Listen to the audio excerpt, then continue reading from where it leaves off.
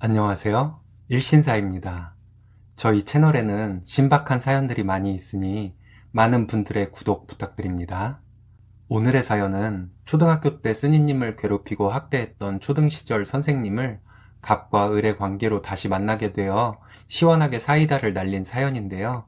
함께 보시겠습니다. 안녕들 하십니까?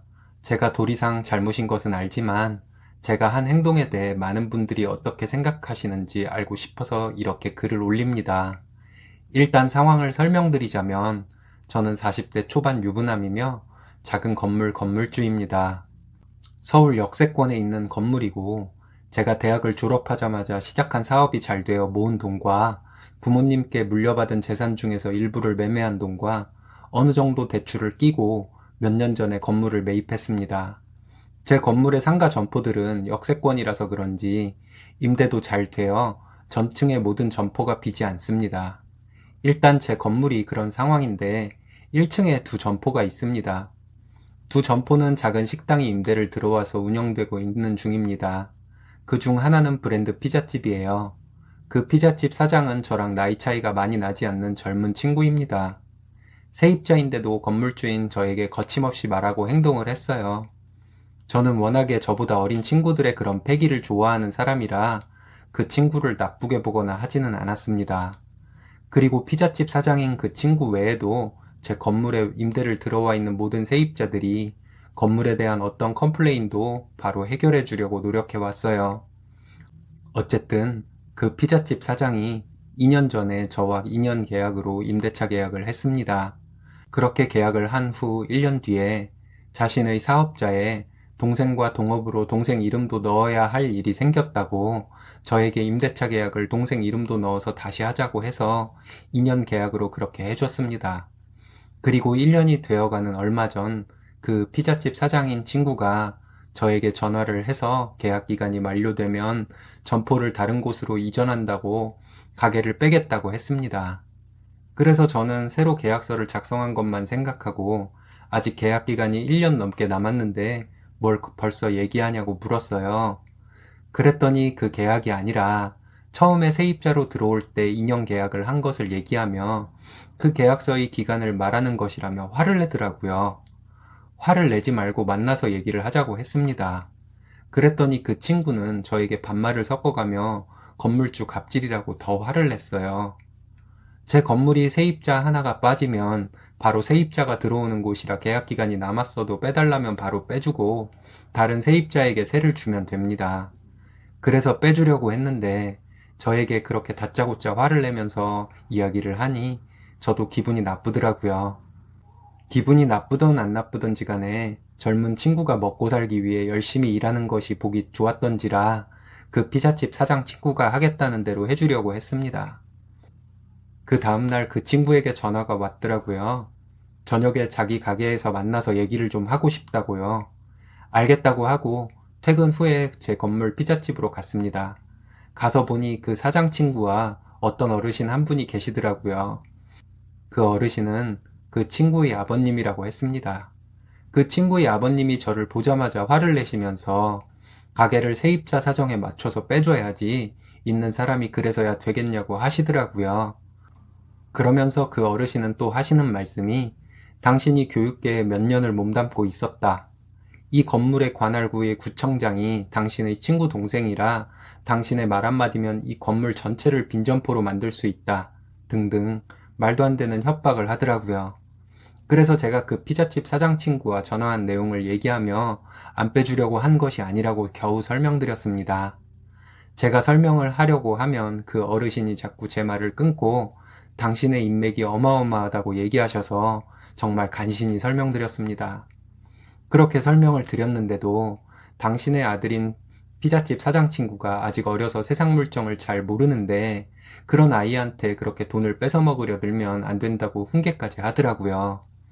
대화 방식이 일방통행인 그 어르신의 태도에도 좀 짜증이 났지만 제가 해달라는 대로 해준다고 하는데 계속 제가 큰 잘못을 한 것인 양 말씀하시는 것에도 정말 화가 났습니다. 그 어르신의 말을 들으며 어르신의 얼굴을 자세히 보다 보니 많이 낯이 익더라고요. 그리고 피자집 사장 친구와 계약서를 쓸 때 그 친구의 성이 윤 씨라는 것이 기억이 났습니다. 그래서 그 어르신에게 제가 여쭤봤습니다. 혹시 퇴직 전 직업이 선생님이셨냐고요. 맞다고 하시면서 그걸 어찌 알았냐고 하시더라고요. 저희 초등학교 3학년 때 담임 선생님이셨습니다. 선생님께서 저에게 얼마나 잘해주셨는데 있겠습니까? 제가 초등학교 3학년 때 그 선생님과 있었던 일들을 몇 가지만 적어볼게요. 1학기 개학한 지 며칠 안 된 날 점심시간에 운동장에서 신나게 친구들과 놀고 들어왔는데 선생님이 저와 몇몇 남자아이들을 앞으로 나오라고 하더라고요. 다짜고짜 저와 친구들을 쌍따귀를 3대씩 때렸습니다. 별이 번쩍 보이더라고요. 누구한테 맞아서 별이 보였던 것은 그날이 처음이었습니다. 선생님이 저희에게 여자아이들 놀리고 도망친 것 때문에 저희가 맞는 것이라고 한 번 더 그런 일이 생기면 더 심하게 맞을 것이라고 했습니다. 근데 저는 여자아이들을 놀리고 도망친 적이 없었어요. 말씀드리고 싶었지만 선생님이 무서워서 말씀 못 드렸습니다.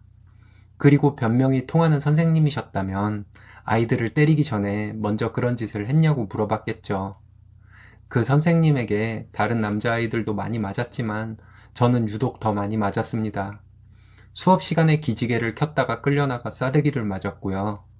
수업 시간에 화장실을 가고 싶다고 얘기했다가 나중에 단체 생활 못할 놈이라는 소리를 들으며 선생님의 발길질에 넘어진 적도 있습니다. 어느 날은 여자아이들 앞에서 욕을 썼다며 맞았고요. 체육 시간에 주전자에 물을 담아 피구라인을 그리고 있는 저에게 빨리빨리 안 그린다며 저를 발로 차서 넘어뜨리기도 했습니다. 체육 시간에 연 날리기를 하는데 연을 날리며 얼레를 쥐고 뒷걸음질로 걷다가 다른 여자아이와 부딪혔다고 주위를 살필 줄 모르는 놈이라는 소리를 들으며 맞기도 했어요. 그때는 제가 정말 못난 놈인 줄 알았습니다. 거의 매일을 선생님에게 혼나고 맞고 했으니까요. 저희 부모님은 제가 선생님께 맞거나 혼났다고 얘기하면 이유도 듣지 않고 네가 뭘 잘못했길래 선생님한테 혼나 이놈 새끼야 하면서 저를 혼내시는 분들이었던 터라 이렇게 선생님께 별 이유도 없이 맞고 혼나고 해도 부모님이나 형제들에게 이야기를 하지도 못했습니다. 저는 3학년 1년 내내 우유당번 난로당번이었습니다. 반 친구들의 우유를 배급받는 학교 창고에서 우유를 받아다가 반으로 매일 가지고 가야 했고요.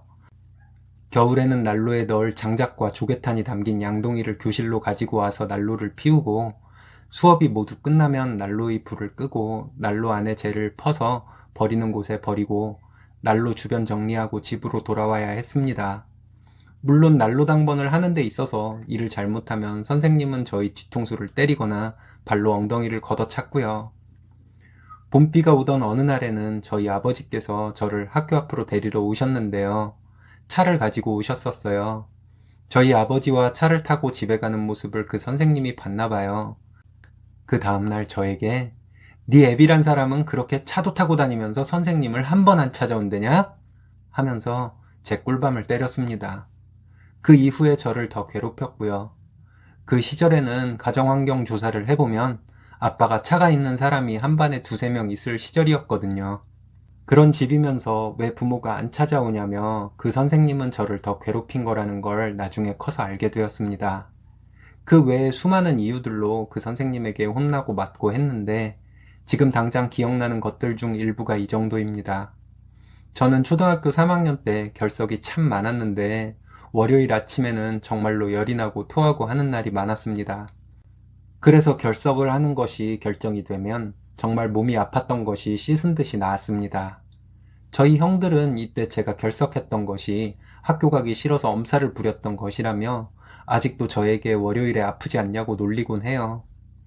그때 제가 선생님이 무서워서 학교가 가기 싫은 부담감에 몸이 진짜로 반응을 해서 열이 나고 아팠던 것이었다는 것을 대학 때 심리학 과목을 듣다가 알게 되었어요. 3학년 내내 그렇게 괴롭게 살아서 그랬는지 어린 나이에 제가 뭔가를 어렴풋이나마 알았었는지 4학년 때부터는 학년 초에 학부모 회의 때 저희 어머니에게 꼭 선생님을 찾아가 달라고 얘기했었습니다. 저희 어머니는 선생님을 뵈면 꼭 촌지를 드리는 분이라는 걸 제가 알고 있었거든요.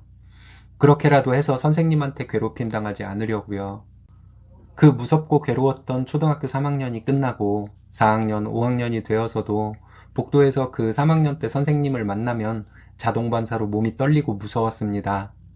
그리고 중학생이 되고 고등학교를 지나 성인이 되면서 그 무서웠던 3학년 때 담임 선생님은 제 분노의 대상이 되었죠. 나중에 그 선생님을 길에서 마주치면 그 인간 내가 감방에 가더라도 어디 한 군데 부러뜨리고 만다. 내가 크게 성공해서 명사가 되어 TV는 사랑을 싣고에 출연해서 이 선생님을 찾아달라 해서 카메라 앞에서 선생님을 죽도록 패주겠다 등등의 생각을 했었습니다. 그리고 30쯤부터는 그 선생님에 대한 분노도 좀 약해져서 가끔 생각날 뿐 제 마음속에 그렇게 큰 자리를 차지하지는 않았습니다. 근데 이렇게 제가 다시 이 은사님을 만나게 될 줄 누가 알았겠어요. 그것도 건물주와 세입자의 아버지로요. 그래서 선생님께 말씀드렸습니다. 제가 선생님의 제자였다고요. 그랬더니 엄청 반가워하면서 저에게 피자집 사장 친구가 은사인 본인의 아들이니 나갈 때까지 월세를 안 받았으면 좋겠지만 그게 어려우면 월세도 좀 깎아주고 잘해달라고 하더라고요. 정말 욕이 튀어나오는 것을 억지로 참고 얘기했습니다. 원래 계약과 상관없이 나가겠다고 할 때 보증금 돌려주고 나가도록 해주려고 했는데 선생님의 아들이라서 계약기간 다 채울 때까지 월세를 받겠다고요. 그 전에 다른 세입자를 피자집 사장이 직접 구해오면 나갈 수 있도록은 해주겠다고 하고요. 그 말에 선생님은 자신에게 배웠다면 이런 나쁜 인성을 가질 리가 없는데 어쩌다가 사람이 이렇게 못돼 먹어졌냐고 저에게 막 뭐라 하더라고요. 그래서 제가 아드님 앞에서 대쪽 같은 선생님의 이미지로 남고 싶으면 더 이상 말씀하시지 말라고 했습니다. 아드님 앞에서 망신당하지 말고 그 입 조심하시라고도 하고요. 그랬더니 그 선생님은 아무 말 안 하시더라고요. 그렇게 못된 선생님으로 행동했던 것이 제 담임을 맡았던 때뿐만이 아니라는 것을 자신도 잘 알고 있었나 보죠. 그렇게 얘기하고 피자집 사장 친구에게 저와 아버님의 얘기를 옆에서 들어 내 의지를 알 테니 더 이상 얘기 안 하겠다고 얘기하고 집으로 돌아왔습니다. 그리고 피자집 사장인 친구에게 전화가 와서 가게를 빼달라고 계속 하길래 절대 그렇게 해줄 수 없다고 했습니다. 그 피자집 사장도 어린 친구가 먹고 살겠다고 열심히 일하고 있는데 제가 설마 그 가게를 안 빼주겠습니까? 근데 저를 학대했던 초등시절 선생님의 아들이라는 것을 알게 되니 그 친구가 해달라는 대로 안 해주고 싶고 골탕 먹이고 싶고 하는 마음만 드네요. 그래도 그러면 안 되겠죠. 제 이야기 들어주셔서 감사합니다. 후기입니다. 제 글이 이렇게 여러분들께 큰 관심을 받아서 사실 놀랬습니다. 저에게 몇 살이냐고 물으시면서 그 윤씨 선생님 이름을 말해봐라. 나도 윤씨 선생님에게 심하게 맞은 적이 있다 하시는 분들도 있었고요. 제 마음의 평화를 위해서 가게 빼주고 얼른 잊으라 하시는 분들도 계셨네요. 여러분들 덕분에 마음이 한결 편안해졌어요. 그리고 후기가 궁금하시다는 분들이 많아서 또 글을 적습니다. 그 피자집 사장인 친구가 다음 날도 전화가 왔습니다. 저에게 은사님의 아들인 자기에게 이렇게 냉정하게 굴 수 있는 거냐면서 따지더라고요. 그래서 제가 그 친구에게 너희 아버지는 내 은사가 아니라고 얘기했습니다. 그리고 오늘이든 내일이든 아버님과 함께 다시 한번 만나자고 얘기했고요. 그랬더니 잠시 후에 전화가 와서 그날 저녁에 그 친구의 아버님인 그 선생님이 피자집으로 오기로 했다면서 저에게 퇴근길에 와달라고 하더군요. 그래서 퇴근길에 피자집으로 갔습니다. 그 선생님을 만나자마자 제가 선생님에게 학대당하고 괴롭힘당했던 것을 기억나는 대로 쏟아냈습니다. 그 아들인 피자집 사장이 많이 놀라더군요. 제가 또 그랬습니다. 선생님이 자기 기분에 따라 아이들을 화풀이 대상으로 삼고 촌지나 바라고 하는 버러지 같은 짓을 해서 다른 애꿎은 선생님들도 싸잡아서 선생질한다는 소리를 들었던 거라고요. 선생님에게 배웠던 그 많은 학생들 중에서 선생님한테 해코지하려고 벼르는 사람이 적지 않을 테니 명대로 살고 싶으시면 밖에 다니실 때 조심해서 다니시라고요. 당신이 선생님으로 퇴직하셨다는 것을 될 수 있으면 남들에게 숨기시라고요. 그리고 제가 피자집 사장에게 얘기했습니다. 너희 아버지가 청렴한 선생님으로 퇴직하신 것으로 너는 알고 있을 텐데 내가 이렇게 사실을 말함으로써 너희 아버지에 대한 믿음을 지켜주지 못해서 미안하지만 너희 아버지는 인간 이하의 사람이라고요. 여기까지 말했더니 선생님이 뭐라 얘기하려 하길래 제가 무슨 말이든지 하지 말라고 했습니다.